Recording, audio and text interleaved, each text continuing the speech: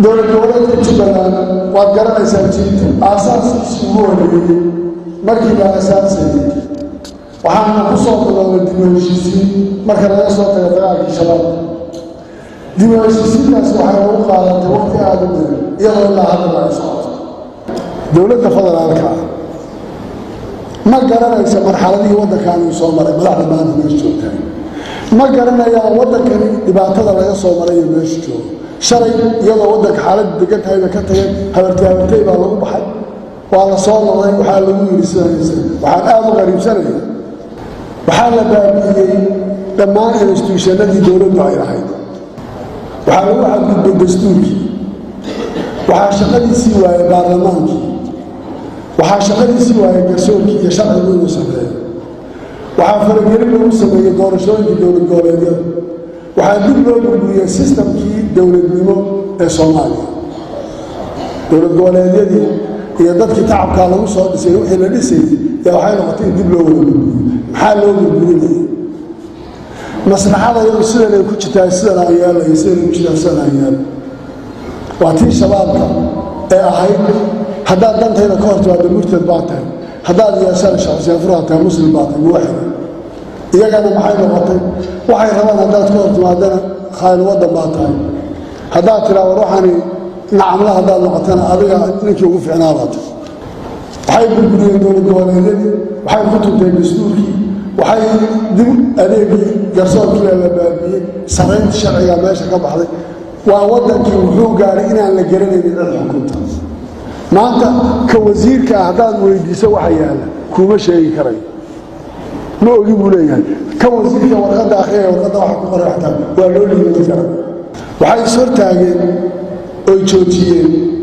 شباب كدجال كيسي ملكي شرع حرت هذا ما أنت قاعد شباب كورتي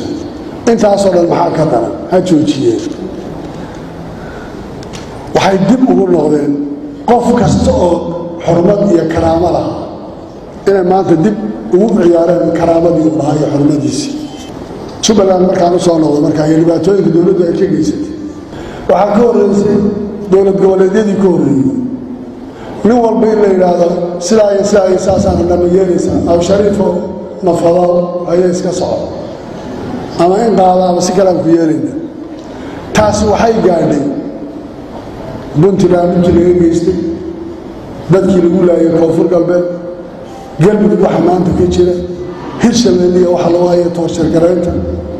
waxaasoo dhan markii laga soo tago Jubbalandna waxay noqotay culayska ugu badan in la saaro qofka la saaray ana ugu badan qaado sida yar waraay ra'yi mari waqti buush 11 September ama ana raacna cadowgana noqon intaasay noqotay jawaabta la siiyay wiilasha siirayna wiilasha dawladda wax taxwa ka yaqaan ma lacagta laga horeeyay dadka la hebel lacag qaado iska tabaxay macnaha loo jeedo hanjabaado iyo dawlado kale ay loo soo kaxaysto la yiraahdo waan ku dileynaa lacag baan ku bixinaynaa waxa aan maanta sharafiya reer Jubbaland waxay ku qanacsan yihiin iyo waxay rabaan inaan u meelmariyo haddaan maanta lacag qaato oo saaka la yiraahdo lacag milyan Axmed oo qaado afkaygu halqaad uu qaadaa Soomaa wuxuu Nelson Mandela malqacad afkaygu qaaday South Africa afkayga ma geli karto halqaad afkaygu qaadaa macna ma jiro marka loo gurgurtay wax loo soo garo waxaan ku yiri dawladda federaalka ahayd iyo ciiday soo direysay waraan sunnaana wada fariisan dastuurkana inaga dhaxeeyo buuga yarka ay ku heshiin qof walba xuquuqda dastuurku uu siinayo ha qaato hadduu inta qofku diiday xagee la geeyay haddii dastuurkii la karaameyn waayo haddii dawladnimadii la waxay waayo war habeen lagu wada hadlay ma soconay ka soo cad baan taagan waxaan dawladnimadan idin ogolahay مسؤولية دليل ما قرنينا واحد حباسين هي ما قرنينا شيء كستان قرنينا لكن وحنا إن شرع جانا كلا دقن شرع دي لو كلا دقني برلمان كان سارك الله ما قرن أبي جرسور كان سلامي دستور جا كل ولا ما بعضيه محاو حاصل الله سوينا maalintii dawladdaasi ay lugta la soo gashay waxay ku riyootay 2020 kale soo noqoto dastuurka la bedelo dawlad santaro xoog badan laga dhigo 20 sano soo socoto wadanka wad xukumaysan baa دولة فضلات وحالنا دولة فضلات والحاب لا فماتوا الحين ما تكالم ولا هذا اللي ميزة ولا فريسنا دستور كوحك السياق هذا وهو نسير عن قاضي هذه انت هذا بعيننا كلا حكوتان رادين هذه لو ضبط السيارة كلا وتشن دونا هذه لا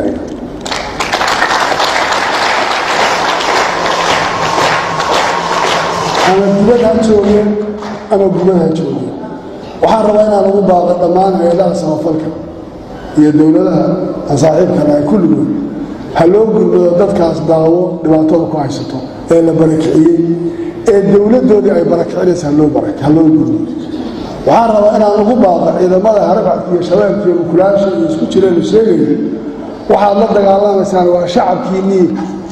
يعيرك في شارع الفيس كود جتين ورما ريال والله ما قاطع أمر فهدوخ البيع أنت هديه قمر لكن كل انتظر أضوه واحد كل وقت أضاء ظالمة وسود دولي أولواتك شقيني دورشد الله بكل يلواتن قد بارلمان يقول فلي يهب الباقي انت منه حكم صعون كرام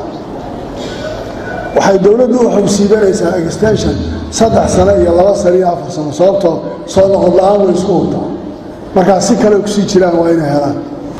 maxay noqotay in la raadiyo sidii lagu waxayn lahaa waxaan rabaa inaan idiin sheego arrinta doorashooyinku lagu heshiiyaa ka horeysa waa inay isugu yimaadaan dowlad goboleedyada mas-uuliyadda ugu badan waddanka dadkay saaran tahay wey maanta inta farmaajo uu ka taltalinayo iyo inta state wali uu joogo stateyada ka badan arrinta gobolka Gedo shuruud la'aan dowladda federaalka ka baxdo ciidankeeda ha ka qaado ha ka baxdo miiska wada hadallada aan isugu nimaano beesha caalamka waxaan rabaa marka hore inaad u mahadceliyo dowladaha Soomaaliya ka caawiya arrimaha ciidanka AMISOM oo naf iyo maalba oo horay wiilashooda inay la dagaalamaan shabaab Soomaaliya dowladnimada ay ku soo noqoto reerjubbaland way u mahadcelinayaan kabaan abaadacayaan waxaase marar badan timaada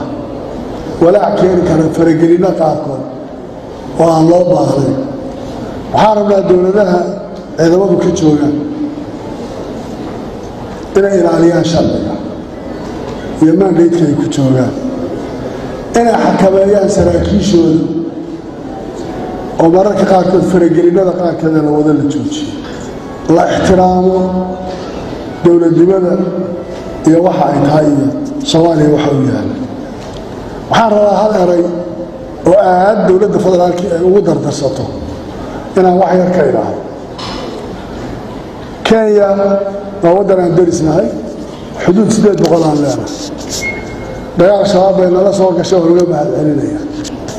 Jubbaland horta Kenya bay tahay la ogaado dastuurka dowladda federaalka waxa awood u siinayaan iyada la hal ogaado hawl Allah inta ka badan aan ka leenahay ma laakiin waxaan ka hadlaynaa Ethiopia iyo Kenya iyo dowlad kasta oo ciidan ka jooga waxaan u baahanahay waxa aan ku jiray dagaalka inay nala galaan wax kale anaga Soomaali iyo barnaamijkeeda ku saabsan oo ka wada hadalnaa dhajir waxaan ku soo gunaanadayaa beesha caalamka dhaqaalaha ay ku bixisa amniga iyo horumarka ee dowladda Soomaaliya loo dhigo waxaan u baahanahay dib loo xisaabtamo ugu noqdo gacanta la gelinayo aamin ma tahay mise maaha dib loo xisaabtamo u baahanta waa hawsha dib loogu noqdo beesha caalamka waa rabaa sidaas AMISOM iyo hawlgalladeeda iyo waxa lagu bixiyo waxa qabanaysa iyadana dib loo fiiriyo waa arka gunaanadkeedu dowladda Soomaaliya mas'uuliyiinteedu waxay aad ugu mashquulsan yihiin safarro iyo heshiisyo Soomaaliya dalbaas waa dal weyn oo dad ay iska leeyihiin waxaan rabaa inaan u sheego ka mas'uul Soomaaliyeed heshiis kasta oo qarsoodi ah oo bari soo bixi doona oo la galo cidda galaysa inaad ogaato in Soomaalidu ayna aqbali doonin bari la iskaga daba iman doonto safarada faraha badan iyo boorsada la wato iyo waxaa lala wareegaya berri wax soomaalida aqbali doonta ma ee qof walooba dowladoodiba ha ogaato heshiis aan si cad loo gelin oo public aan ahayn inaan qarsoodi lagu geli karayn taas waa ereyga aan ku soo gunaanada